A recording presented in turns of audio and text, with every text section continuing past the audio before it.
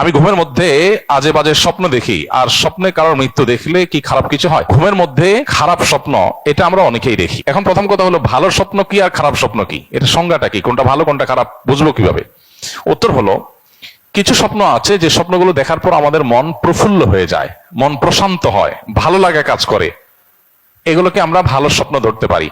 আর কিছু স্বপ্ন আছে যে স্বপ্নগুলো দেখার পর আমরা ভয় পাই, অস্থির হই, বিচলিত হই, পেরেশান হই, এগুলোকে খারাপ স্বপ্নের মধ্যে ফেলতে পারি। এবার আসা যাক, এই ভালো স্বপ্ন এবং খারাপ স্বপ্নের মধ্যে আমরা কোনটা হলে কি করব?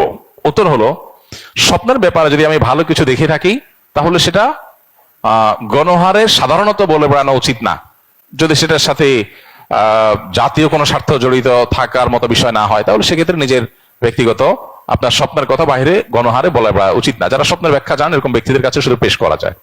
দ্বিতীয়ত হলো, খারাপ স্বপ্ন যেটা পর আমি বিচলিত হয়েছি, এটা দেখার পরে প্রথমত যদি এমন হয় যে স্বপ্ন দেখেছি এটা দেখার পর আমার পেরেশানি লাগছে, আমি চিন্তাগ্রস্ত হয়ে যাচ্ছি, পেরেশান হয়ে যাচ্ছি, তাহলে এটা কখনো কখনো শয়তানের তরফ থেকে হয়, মানুষকে পেরেশান করার জন্য। এই পরীক্ষা দিচ্ছি, দৌড়ে যাচ্ছি, বাস ছুটে যাচ্ছে, ইয়া ছুটে যাচ্ছে, এগুলো বেশিরভাগ শয়তানের তরফ থেকে হয়রানি করার জন্য, কষ্ট দেওয়ার জন্য। এগুলো থেকে আত্মরক্ষার উপায় কি? সকাল সন্ধ্যার আমল নিয়মিত করা। ঘুমের সময় অনেকগুলো মাসনুন আমল আছে যেটা আমরা জানি না। ঘুমের সময় যত মাসনুন আমল আছে, এগুলো যদি সবগুলো কেউ করতে যায়, মিনিমাম তার 30 থেকে 40 মিনিট সময় লাগবে মিনিমাম। সবগুলো আমল করতে চাইলে এই পরিমাণ কোরআনে বড় বড় সূরা তেলাওয়াত করার কথা আছে, অনেকগুলো আমল আছে, সেগুলো করে যদি শোন, ওযুর সাথে শোন, ইনশাআল্লাহ তাআলা হেফাজত করবেন। কোনো সময় শারীরিক দুর্বলতার কারণে মানুষের সমস্ত স্বপ্ন দেখে, সেক্ষেত্রে সেই দিকটার প্রতি বিশেষ খেয়াল রাখতে হবে, দুর্বলতা যেন না থাকে। আর কিছু কিছু স্বপ্ন আছে যেগুলো মিনিংফুল, বোঝা যায় যে এটা আমাকে বিশেষ কিছু ইন্ডিকেট করা হচ্ছে, তো সেগুলো কখনো কখনো দেখতে বা আপাত দৃষ্টিতে খারাপ স্বপ্ন মনে হলেও সেটা আসলে ব্যাখ্যায় ভালো হয়। সেটা স্বপ্নের ব্যাখ্যা বিশেষজ্ঞ যারা আছেন, এক্সপার্ট, তারা বলতে পারেন। স্বপ্নে মৃত্যু দেখলেই যে মৃত্যু হয়, নট নেসেসারি, এরকম সবসময় না। আমাদের পরিচিত খুব, তিনি মৃত্যুর কিছুদিন আগে তিনি স্বপ্নে দেখলেন তার মৃত একজন চাচা, তাকে স্বপ্নে দেখলেন তিনি হাঁটছেন আর ইনি পিছনে পিছনে হাঁটছেন। এটা দেখার পর তিনি খুব বিচলিত হয়ে গেলেন, বলেন যে স্বপ্নটা আমার কাছে খুব মিনিংফুল মনে হচ্ছে। আমার মৃত চাচা, তাকে দেখলাম তিনি হাঁটছেন, কোনো কথাবার্তা নাই, এবং আমি পিছনে পিছনে যাচ্ছি, যেতে যেতে একটা সময় তিনি হারায় গেলেন, তাকে আর দেখলাম না, আমিও হারায় গেলাম।